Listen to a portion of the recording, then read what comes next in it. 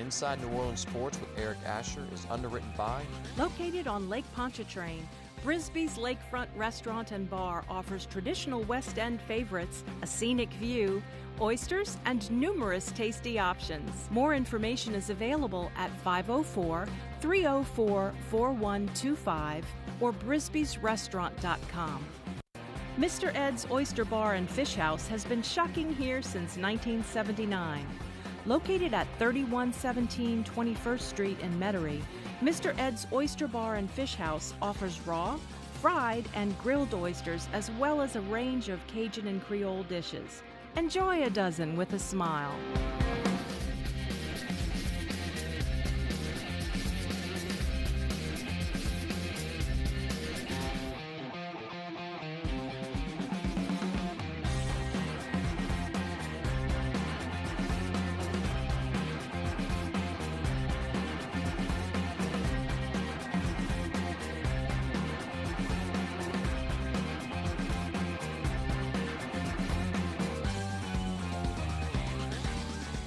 Good evening, New Orleans, and welcome to another edition of Inside New Orleans Sports. I'm your host, Eric Asher. Over the next hour, we'll talk a lot about the New Orleans Saints and the LSU Tigers. We hope to get to the Pelicans and the Tulane Green Wave, and we got a great panel to break it down for you tonight. I love having him on the program. One of the few guys that I bring on solo, Mike Detillier, college and pro football analyst, but so much more. Mike, welcome to the show. Thank you so much, Eric. Always good to have you. One-man panelist today. Yeah, that's right. But honestly, I would have it no other way. Thank I would you. have it no other way. Really love having you on the show, and I like to have you one-on-one. You have such a plethora of information. And for anybody that wants to keep up what's going on with you, how can they do it? SaintsReport.com, WWLradio.com, and whatever. At Mike Detillier. Yeah, at Mike Detillier, also on Twitter. And on Facebook, whatever. Right, and you're pretty active on Twitter as well. Yeah, I try to stay fairly active on there and give an opinion here and there. Well, I think you do a great job. Thank you, I appreciate it. Let's start off with the Saints, and of course, we're about a week away from training camp. And I guess the major concern for a lot of people is the loss of Nick Fairley, the perceived loss for the full year of Teron Armstead, which I don't believe he's coming back. Max Unger till week 1 out, and then of course Donnell Ellerbe hurt once again. Hopefully he'll be back for training camp. How big are those losses in your mind? They're big, but here's my thing. I know not every team has those sort of injuries, but you're going to deal with adversity. Eric, it's the lack of a sense of urgency on this football team. Almost like you living back in 2009, 2011. Oh, everything's going to be great. It's going to turn around. Man, you hear the tick, tick, tick. It's the worst sound in the world of a clock ticking. Yes. And to me, you hear the people that's involved with the team, no sense of urgency to win now. And so to me, that's the biggest portion for me. They don't seem to have that real sense of urgency. Now, maybe it's just talk. Maybe inside the building, it's a totally different situation. But I think if you're saying it, you believe it. Yes. And so the Fairley loss is humongous. Now, a year ago, we talked about it. He's a roll of the dice. Yes. Tremendously gifted. But we had never seen him really piece it together. Last year, he came in, he pieced it together. You talk to other offensive coordinators and people in the league and offensive line. Man, he was a load in the middle. And he was the most gifted interior lineman this team has had since Leroy Glover as a pass rusher. Right. Now, Glover gave it every play. Sure. With Nick, it was a hit and miss. You want his health to be fine. Absolutely. I think everybody feels that way. Sure. But if you're talking on the field, his loss is major. My thing is, listen to Drew Brees when he talks about Teron Armstead, and you can hear it in his voice. Sure. 38 years old, he's blocking the blind side. It's going to be a rookie. It's Ryan Ramchak's job. Agreed. You can talk about moving here and there. To me, that doesn't make a lot of sense. Why mess up another position when all you have to do is take that first-round pick and put him at left tackle and let him play that spot? How long it'll be out remains to be seen. And early in the season, to me, the biggest problem, center.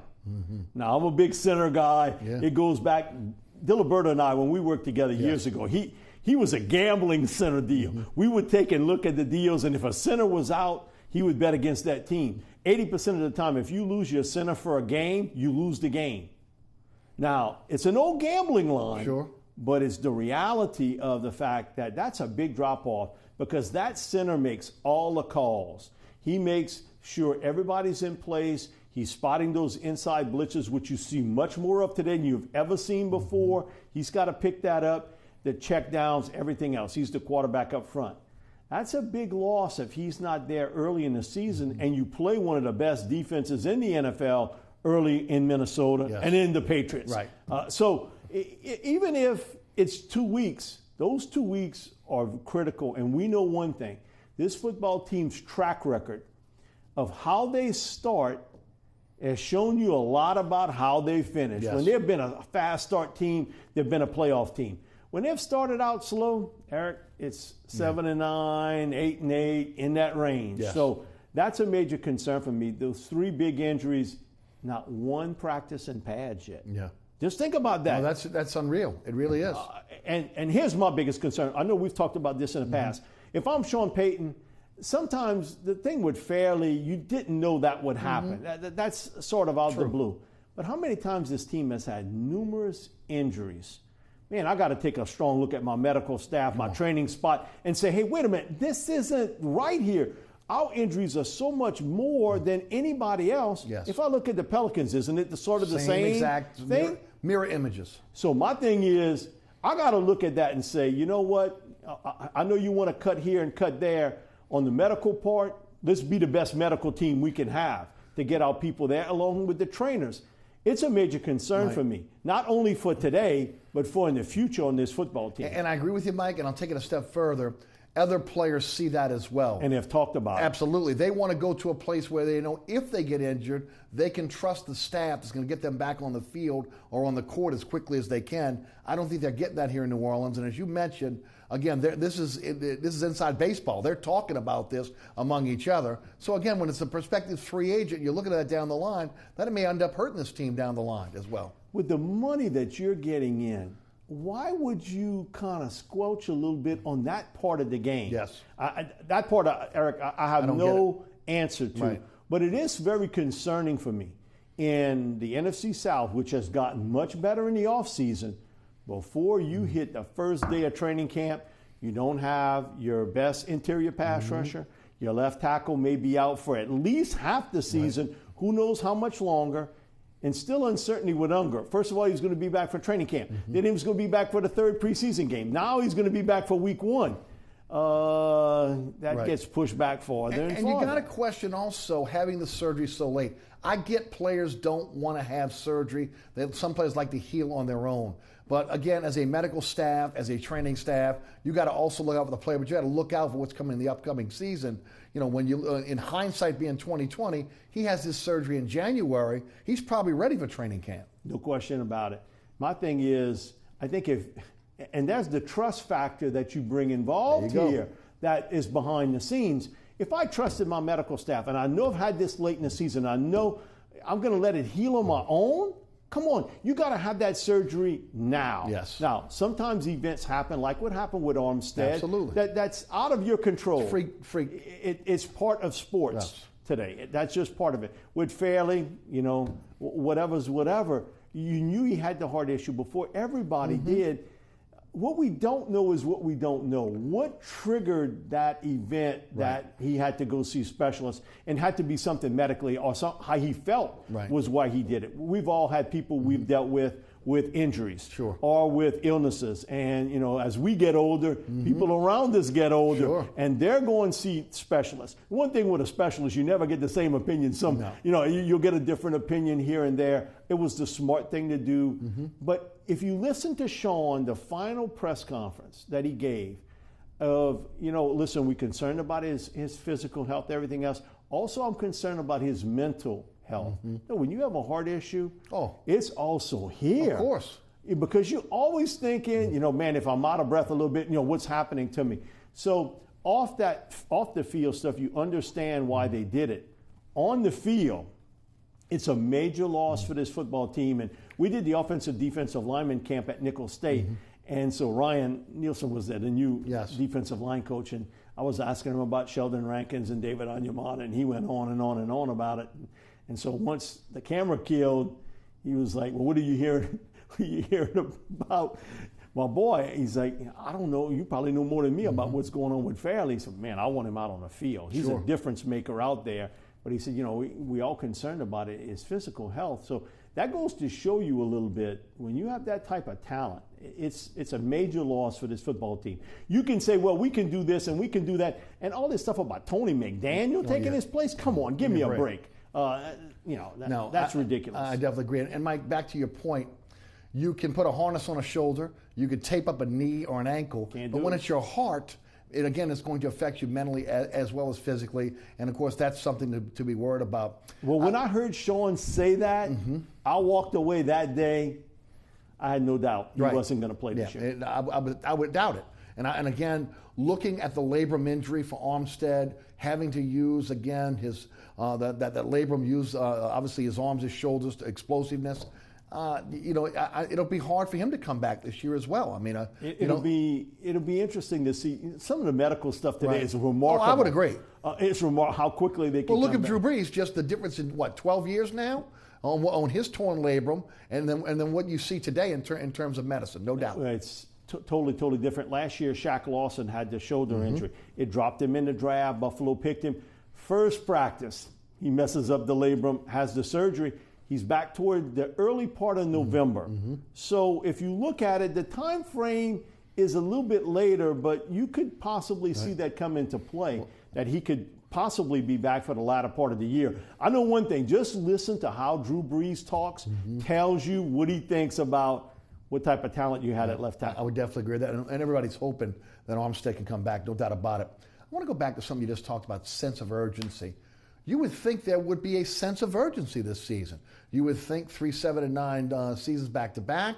You would think that, again, the pressure of jettisoning some longtime coaches, there would be a lot of pressure on this coaching staff and Sean Payton to get it right. The possibility of Drew Brees walking out that door if ultimately they go under 500 again and are not showing significant progress. To me, there's a tremendous amount of pressure on this team this year. No question about it. But I don't hear it. I really don't. And so for me, I think that you kind of got to motivate yourself some kind of way. And again, and I know even some fans are like that. They still living back in 09 and 11. Those days are gone. Long gone. And so you've got to live in the reality of today, in that this offense, if Armstead's there or not there, they're going to score a ton of points. Yes. They're going to put a lot of points on the board. They'll be a top 5 offense. Here's the big question mark with me. Can you stop somebody? Can you come up with turnovers and win that battle, which you've continually lose? And will you be better on special teams? I mean, that isn't really talked about a lot. Sure. You had 3 games last year that totally got taken away with bad special teams play or breakdowns on special teams. You've got to be able to win those battles in the secondary. You've got a lot of young kids back there now that how quickly they can come aboard. We saw it last year. Jalen Ramsey, who was a terrific player from Florida State, struggled a little bit early, but toward the end, he was really good with Jacksonville. He made that transition very quickly. The year before, Marcus Peters and what he did with Kansas City. He was outstanding for them in his first year. And he was a guy who was booted off the Washington team for fighting with coaches. But how many, you can name a couple of those. How many of those guys, though, struggle in year one? Landon Collins, you saw the big adjustment he made from year 1 to year 2, where last year you could make a strong argument. He, other than Eric Berry, he was the best safety in the business last year on what he was able to do. But that was in year 2, not in year 1. How quickly you can make that move with the Marshawn Lattimores, Marcus Williams, how quickly that can come together, and hopefully you don't have the rash of injuries in the secondary that you had a year ago.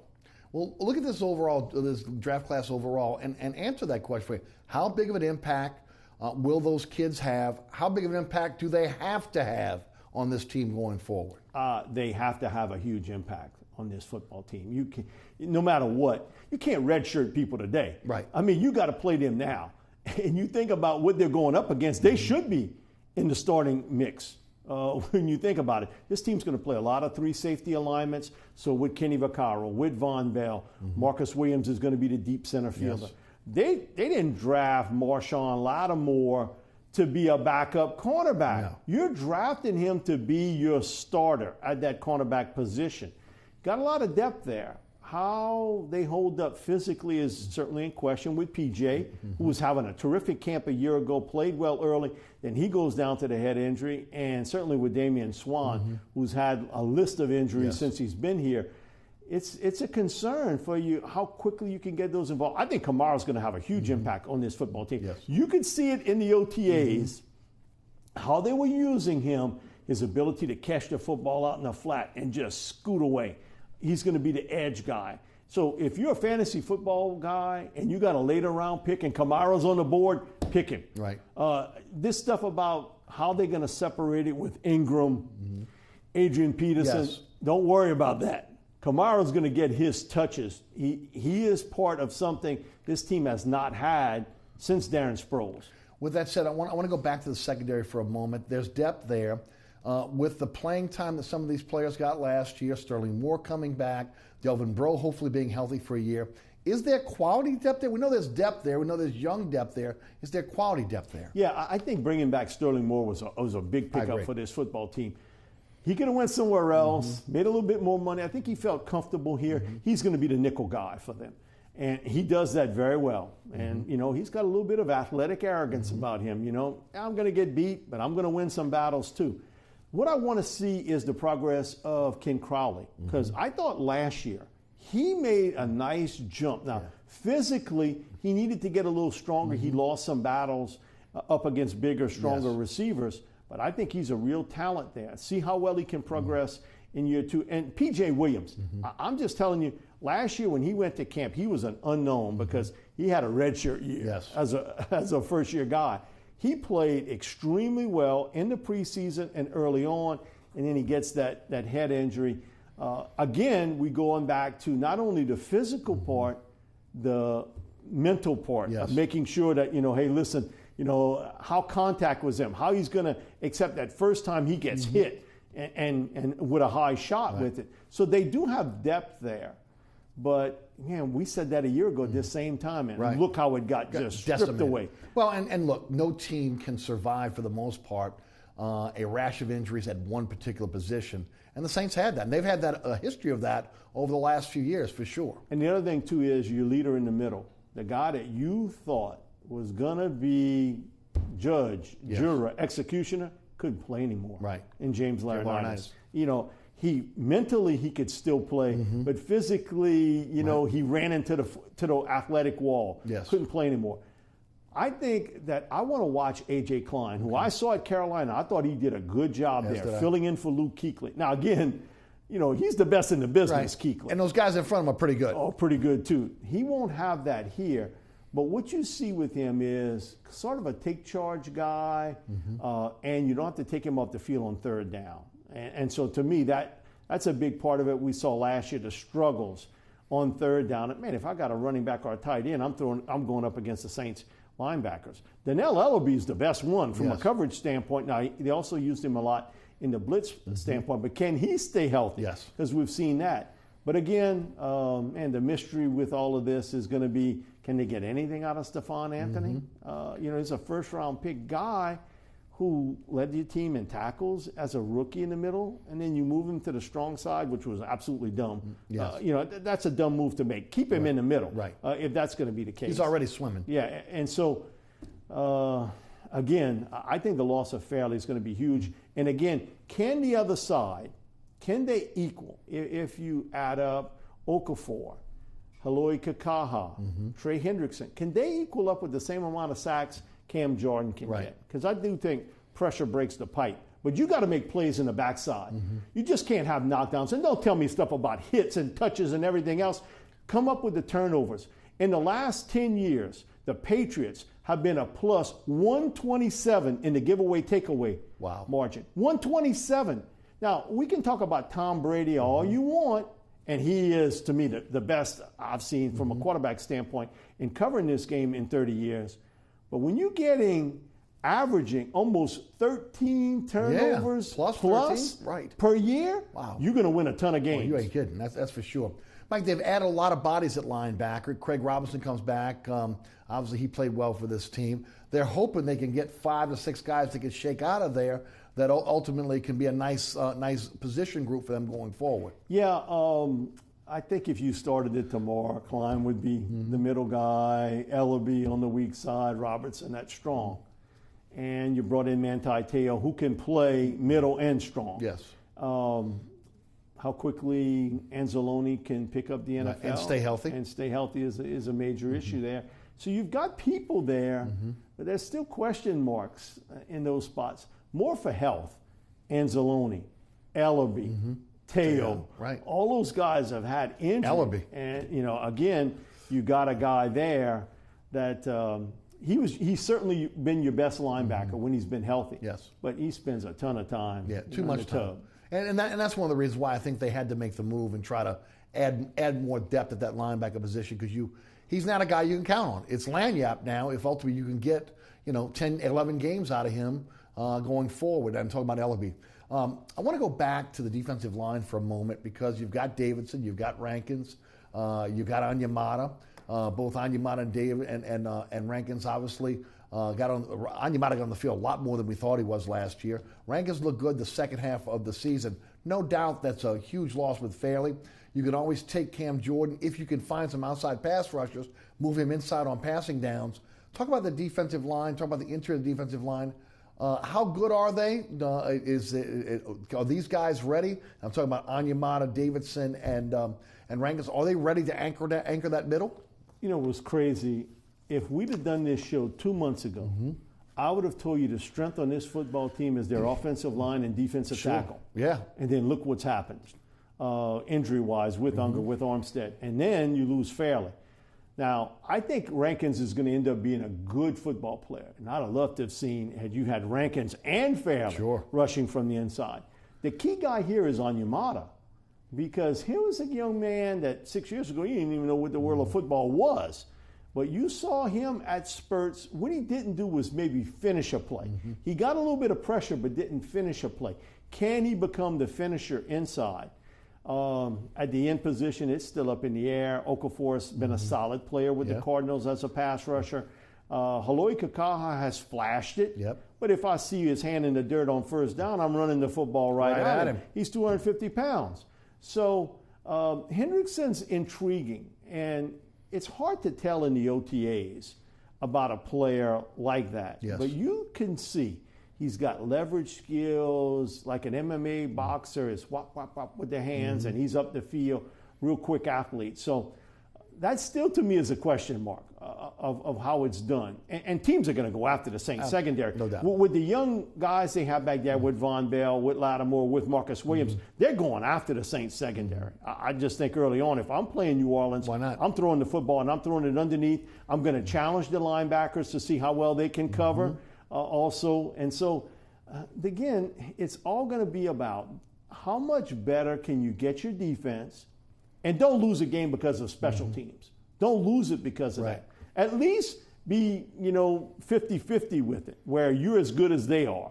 But you can't lose those key games like they did a year ago. Figure this was a 7-9 team that you look at what happened in New York. You get a field goal block that gets run in. Janoris Jenkins not even prodded. Oh, we saw how they lined up against the Raiders and got one tipped. Right. And so we went to the same spot. One guy missed a block. Then his dominoes, they got in.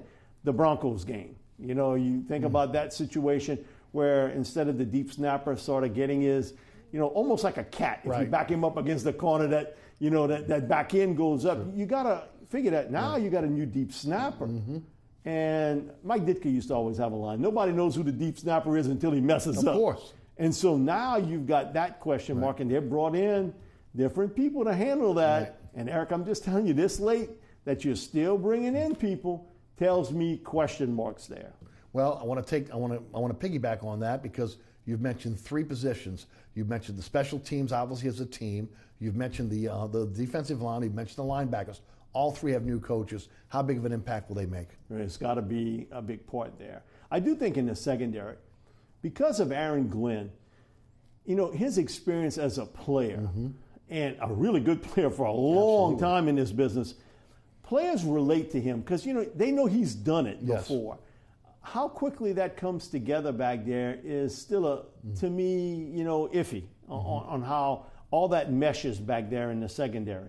Ryan is an Ed Orgeron protege. He coached him as a player at USC. He was a GA there. When Junior got the job at Ole Miss, one of his first hires, Ryan Nielsen, comes in, coached defensive line at Ole Miss. So he's been a college coach. I know Ed struggled with it a little bit. Players maybe not listening as well as they should to, oh, you're a college coach. He's a little bit more than a college coach. Ryan Nielsen knows his stuff. And I heard he's very hands-on. Very much. He's lost a lot of weight. Looks like, like I told him, it looked like he's playing receiver and he ain't playing defensive line anymore. But he's a real technical guy. Has shown him a few different techniques. He's told me about, we were trying to teach a little bit different pattern of getting off of a block and getting. So that's a watch deal because you got two young guys inside that have a lot of talent in Rankins and Onyemata. And on special teams, we've seen that. I mean, one mess up after the other. And you can blame the special teams coach. He's not the one who missed the block. No, he's not. He's not the one that on the snap against the Broncos, he didn't have that shoulder. He's been coached that way. Or kicking the ball with a low trajectory. On a low trajectory. And so that, again, I do think once they brought in the coach from Tampa Bay, you saw Lutz become a really good kicker. Now, he still has a little bit of a low shot with it, but boy, you can hear it. Yeah, he's got a roof off of there. Armstead's always been a really good punter. I think the big question mark is that deep snapper. I think you'll certainly be helped in the return game with Ted Ginn, that he can come in and give you a speed element. And even at his age, he knows how to spell fast. Well, you mentioned the wide receivers. Let's talk a bit about the wide receiving core, because when you get past the first three and maybe a half, not a lot of depth back there. I mean, Brandon Coleman really has got to step up to be that fourth receiver. Talk about, obviously everybody's hoping Trevor Doral will come through as an undrafted free agent. But what are your thoughts there? Kamara is going to take a lot of pressure, obviously, off that wide receiving core. But talk about the wide receiving core in terms of depth. I think from a catch standpoint, the catches that Brandon Cooks had will be shared between Ted Ginn and Alvin Kamara. I think that's how you're going to have to look at this, how it's going to be broken down.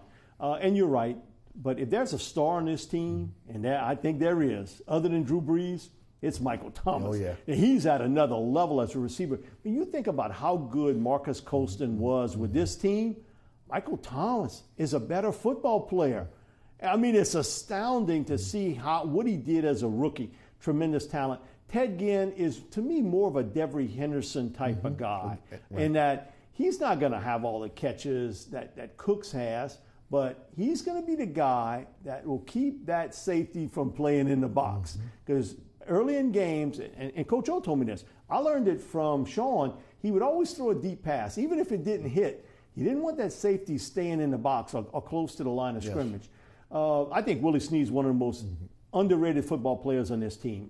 Great hands guy. I think if you had Drew Brees on the lie detector machine and you asked him, one guy, 3rd and 8, who do you want to make the catch? Willie Snead. Right. I think he felt that way about Lance Moore. Absolutely. For all those years. So I think you got Willie there. Big question mark is what's after there. And I get what you're saying. Corey Fuller. I like him. Lance Moore was the first one to kind of tip us off a little bit on, man, listen, he's had some injuries, but he's a really good football player. Almost a prototype of Brandon Cooks, really. A little bit, because he's a speed guy. Right. He's picked up a little bit of weight in college, but he's still, he's awfully thin. But he made some great catches. He's experienced. If he can stay healthy is the big part. Brandon Coleman, he's 6'6.5". Bobby has a line. Sometimes he plays like he's 5'6.5". It's so true. And he's right about that part. You got to play big, and where he can be so effective, over the middle, red zone, where the field is so condensed, you got to make a big play there. I would not be shocked that early on this team makes a play for a veteran wideout. I think that is a spot. that I think that they're going to try to hit at. There's a couple of guys out there, a couple of guys have had interest in the past. Traven, I think, to be honest with you, I don't think he's a 53-man guy. I think he's a guy that they would like to put on development. and be in that spot. I think for me, if I got a 38-year-old quarterback, I'd much rather bring in the veteran. Yes. That he can correlate with this real quickly with. I would agree. We talked a little bit about the offensive line in terms of injury. Talk about it in terms of depth.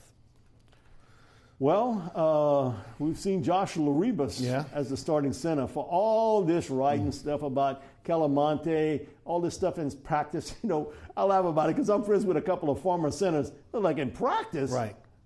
That's not playing a game. No. And the way, like you said, you know, how they practice today, I mean, you know, it's pajamas and slippers. It is. You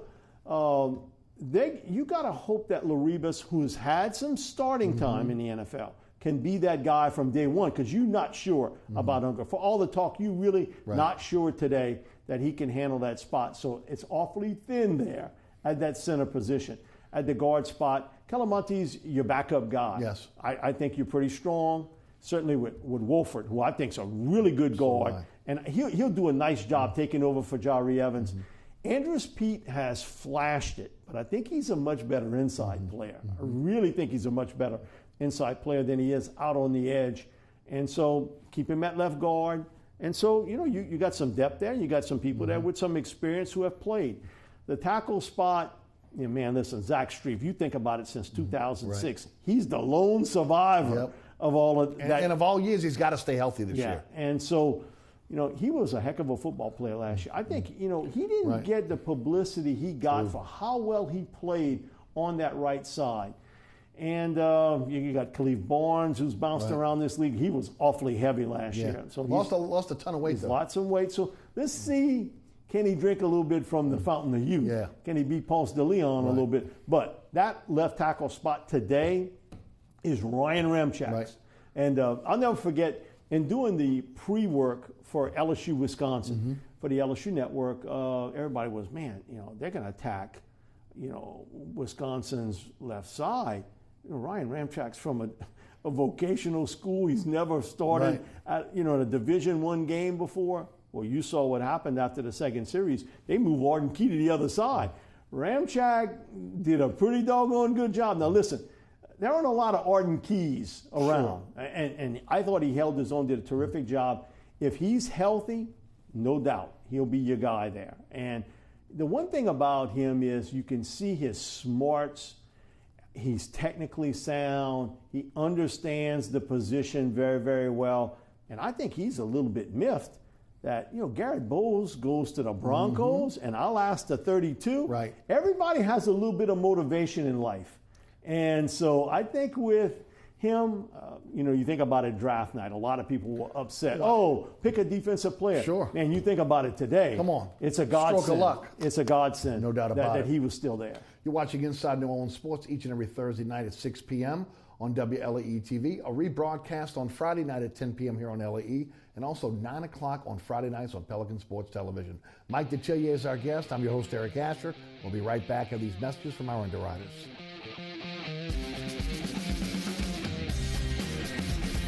Located at 3701 Iberville Street in Mid-City is Katie's Restaurant and Bar. Open 7 days a week, Katie's offers daily specials for lunch, dinner, and Sunday brunch. Serving New Orleans cuisine such as fried shrimp platters, grilled redfish, and a fully stocked bar.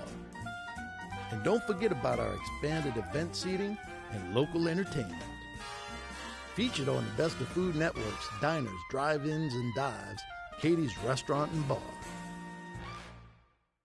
Amco Fence, locally owned and operated since 1976. Fully licensed and insured and a member of the BBB, Amco serves both residential and commercial customers. If you're looking to repair, replace, or install a fence for security or aesthetic reasons, Amco Fence supplies wooden, metal, chain link, vinyl, and ornamental or automatic gates. Amco aims to satisfy your fencing needs. Amco Fence, 504-468-9559 or AmcoFenceCompany.com.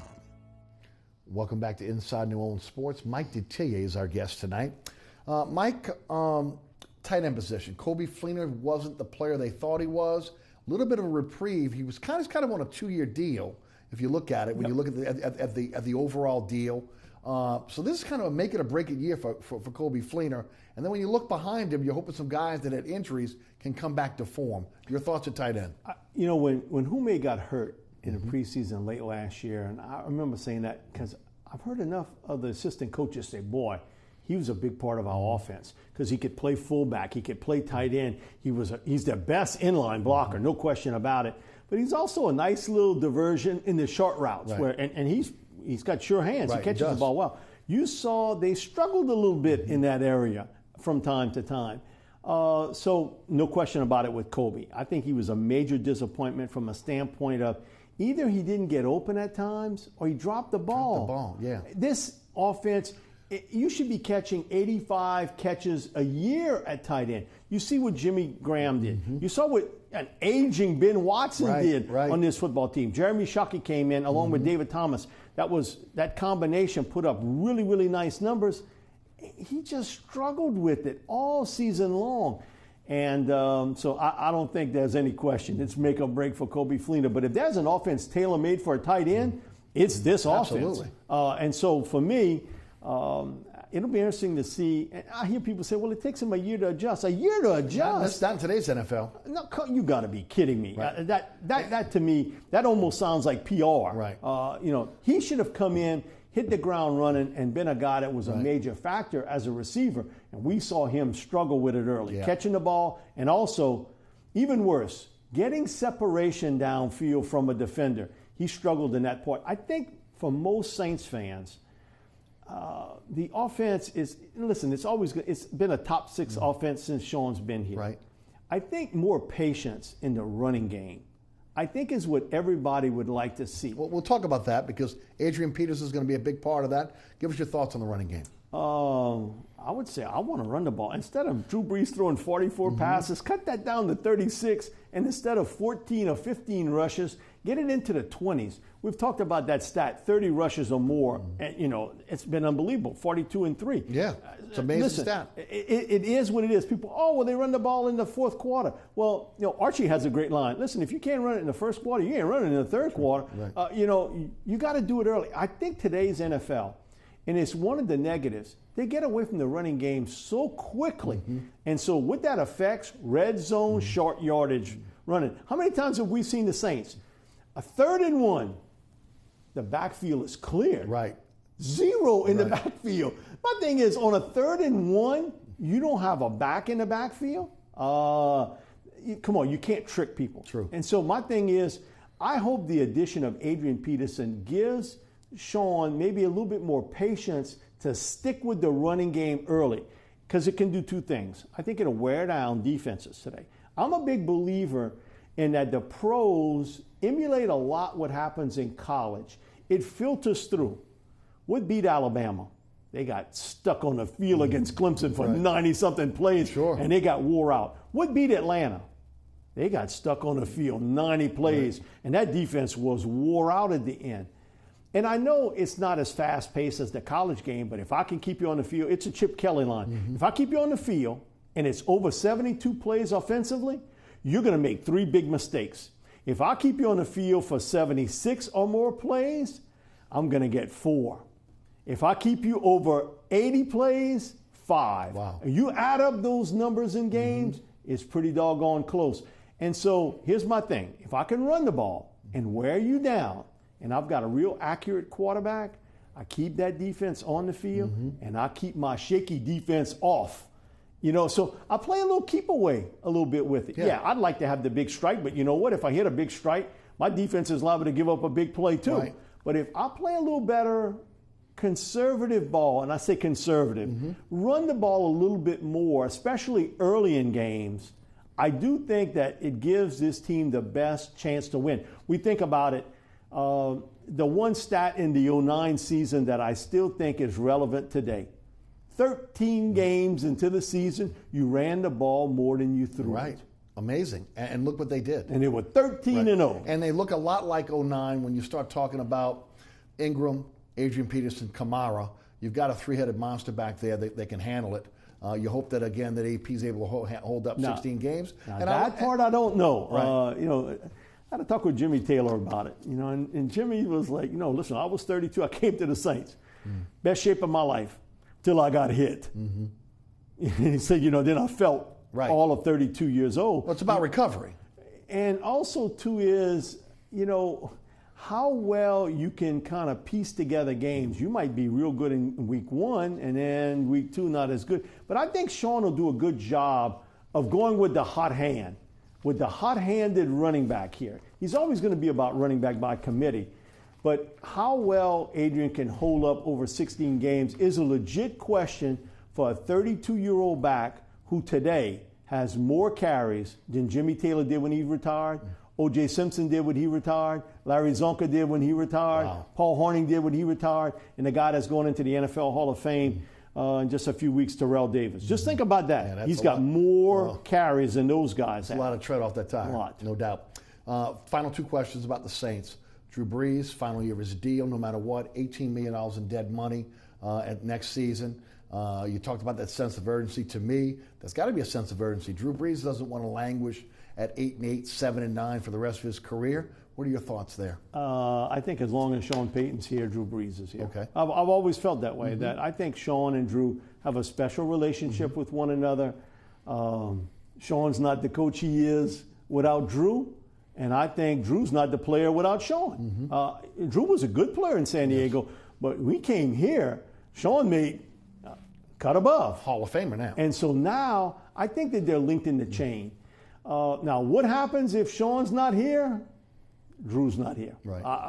I've always felt that way. As long as Peyton is coaching the Saints, Drew will be here. If he's not, then Drew's somewhere else. Playoff team this year? I think they're an 8-8 football team. I think Las Vegas got it right. I think, they pegged that 8-8, and they pegged it early as an 8-8 football team. I can see this division being real close. And that I think Atlanta is not going to be as good as they were a year ago. Not that they're not as talented. I think defensively, Eric, they have the best young talent in the NFL on the defensive side of football. But that emotional hump of losing that game, will that fuel them or flame them? And that remains to be seen. Also, you've lost both your coordinators. Right. Are not there. So I think they're still the best in the NFC South. They're a 10-win football team. The scary team to me is Tampa, where they're sitting right there. And they're built differently, and they work it differently. But don't they look a lot offensively like the Saints? Now, again, Winston's a different style quarterback. But he's got Deshaun Jackson, the speed guy, on one end. Mike Evans, a stud receiver on the other end. And now O.J. Howard sitting at tight end. Wow. How well they can run the football still remains to be seen. But they're going to sling it, and they're going to be tough out. Now, you figured last year they made a run toward the end. But they had never walked down that football aisle before. That is something about experience, having done it, and they never did it, and they cracked under that pressure. This year they've been through that as a team before. And Carolina's a strange team of what you're going to get. I think front seven-wise, they're a really good team. Their secondary is certainly going to be better with all the young men that they added. McCaffrey adds a speed element to it. Olsen certainly is a big-time player. It's all going to depend on can they protect Cam Newton. Right. Everybody blames Cam, and he didn't have a good year. My thing about it is he had people on top of him virtually every play. And so this is the best four from a quarterback standpoint. When you look around the NFL, that NFC South, when you think about Cam and Matt Ryan and Drew Brees and the young kid in Jameis Winston, you won't find four better in one spot. So it becomes play the over each week because those teams are going to score a ton of points. Which one can play better defense? And right now, I would say the two teams that could play the best defense is Atlanta and Carolina. So it wouldn't surprise me, 10-6, 9-7, and two teams sitting right at 8-8. Right. Nobody closer to Coach O than you in the New Orleans media. You guys grew up together, obviously down on the Bayou. How's he feeling about this team going into fall practice? Well, I think he wants fall practice to hit. I mean, he's been on the banquet circuit. You know, I was telling you the story. Him and I, we've done, 8, 9 different banquet things in the off season, and so he wants the season to start. You know, he's been through all the hoopla, and to be honest with you, in all the time that I've covered sports and covered LSU, I've never seen more excitement for a coach than it is for Ed. Now, a lot of that having to do with the fact of where he grew up. He's a Louisiana guy, the whole everybody's pulling for him. And so it was a good fit for him here. He knows he wasn't the first choice. I mean, he's not going to say it, but I can. He wasn't the first choice of Joe Oliva. I mean, listen, he wanted Jimbo Fisher. He went after Tom Herman. It didn't work out. Ed became the fallback guy. But he's pieced together a real strong staff. And for the first time, you and I have done this a long time together. Question mark for me is not at quarterback. Secondary. And, you know, him and I, we were talking, and he actually made the talk last Thursday at a function we did that, you know, he said, man, we're flying back from Philadelphia. Kelly and I, we talking. Man, he said, I'm so proud of all the guys that get the chance to play in the NFL. He said, you know, Leonard, where he went, and then he said, you know, Jamal goes with the 6th pick, and Tre'Davious is a first-round pick. And he said, you know, from Duke and all the rest of the guys. And he said, you know, I knew Dwayne Thomas, he was going to get a deal. Ricky Jefferson was going to get a free agent deal. He said, all of a sudden it hit me. I got to replace them guys. Right. You know, and so he said, you know, when you think about losing a Kendall Beckwith, a Duke Riley, a Jamal Adams, Tre'Davious White. Dwayne Thomas was outstanding in that Joker role last year. Ricky Jefferson, what he brought to the table. And if I'm Brigham Young, why won't I throw the football? I mean, I'm going after that secondary. And you can, and he made a great line, and I understand what he means by this. He said, you know what? We're young, we're very talented, but what I want to know is who can knock the dust off and get up and make the next play, because we're going to have a lot of dirt. Right. And meaning we're going to get tested over and over and over again back there. Who's mentally tough? And it reminds me of an O-line Ed Reed told me years ago. He said, Mike, when people hit major college football or the NFL, and he said, there's a fine line there. They don't care about your credentials in high school. They don't care about none of that. They're going after you. Yes. And they want you to prove to them how good you are. They won't break you down mentally. Right. And then you start to make physical mistakes. So I think that's what he's looking at here. Who can survive the onslaught of what's going to happen early on against BYU and Mississippi State? And I'm just telling you, you know, a lot of people, oh, it's Mississippi State. That's been some crazy games between LSU and Mississippi State the last 5 or 6 years. Right. And Ryan Fitzgerald is one heck of a quarterback. I think if there are 2 star quarterbacks in the SEC today, they're both in Mississippi. Shea Patterson and Ryan at Mississippi State. You got to play those gunslingers. And I do know one thing about BYU. Well, I know a couple things. One, when you're playing up against 24, 25-year-old men, because a lot of times those guys have been to Mormon missions, 2 years, they redshirt, you know, you're playing 25, 26-year-old men. So it's a big squad and an older squad than you normally would see, and they throw the football. They're going to throw the football, and you can see Mississippi State and BYU, the 2 critical games early because of the gunslinger quarterbacks that you're going to have out on the field. The question I get all the time is, will Coach O take that CEO role now that it's his job? You're close to him. He's got Aranda. Obviously, he's got Matt Canada as his coordinators, 2 of the top coordinators in the game. What do you expect? Well, he didn't do it at Ole Miss. I know that. I mean, he was a Ole Miss was a long time ago, right? He was a micromanager there, and you know, we talk about this all the time because I got a tendency to do it too. I think I can do it better than anybody else. Right. And so the delegating of authority sometimes is difficult. I think you grew up down here, you know, you think you can do it. I don't care if you're a fisherman, a farmer, whatever, engineer, you know, you've got that mentality of, man, I can do it. Let me do it. Move out the way. Well, the W&L's on his record now. So now it's his. And he's become a much better delegator of authority. When I look at it, Dave Aranda runs the defense. Now, Ed might have a little say, and he sees something, and he might work with a defensive lineman, and why wouldn't he? He's developed 11 first-round picks in the NFL, and Pete Jenkins is a pretty doggone good coach, too. Not bad at all. Not bad. But Dave runs the defense. Matt Canada's offense, all I'm telling you, Eric, you have seen nothing like it here at LSU.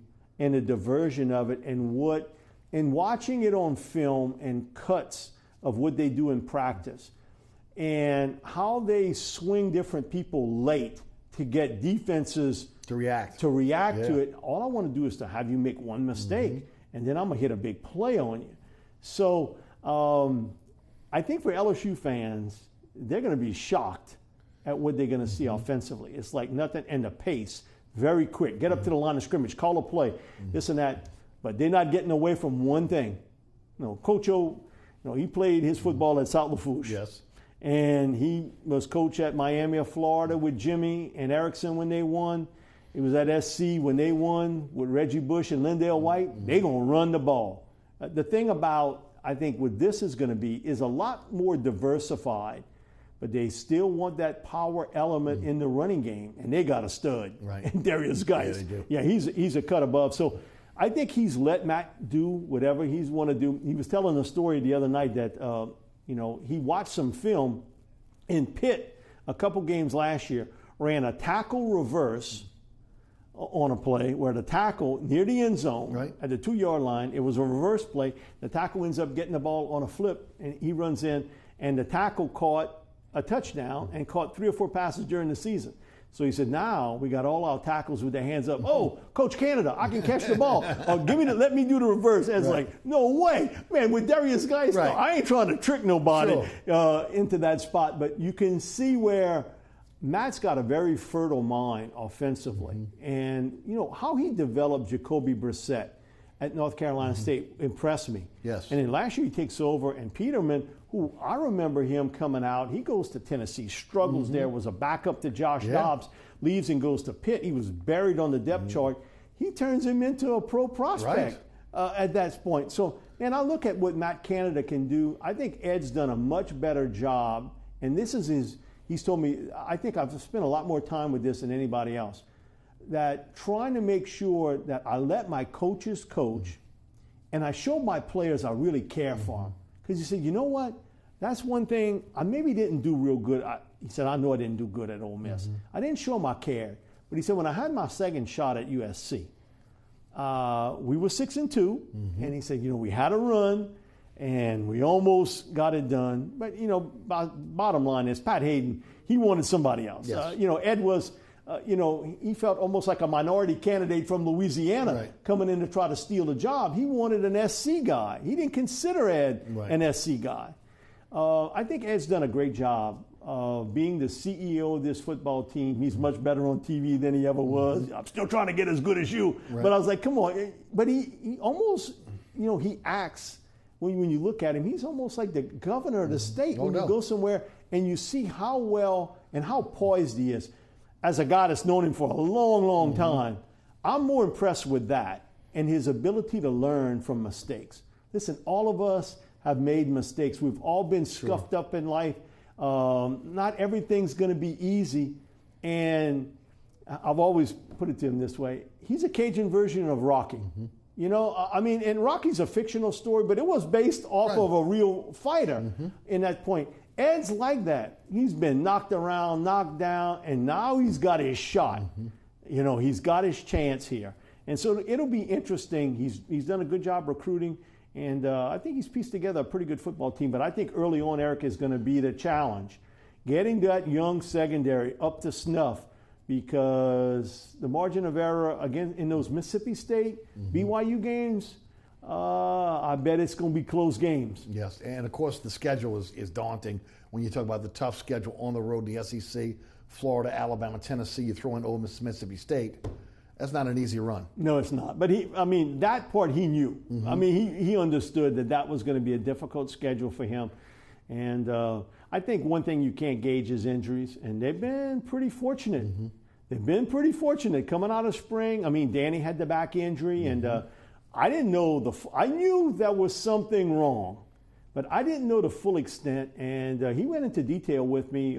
We had an event on a Thursday night at Manning Camp, and he went through it. That he played that entire season with that back injury. Wow. And I joked with him about it. A minor back injury is something somebody else got, not what you got. Oh, you ain't kidding. And he went through the procedure. He looked good. One of the things he brought up to me was, he said, I watch a lot of film and watched how my feet work, because he said, sometimes my back would flare up, and I couldn't pivot out hard. I couldn't get that back foot back. I had to almost keep them together, and it affected my mechanics.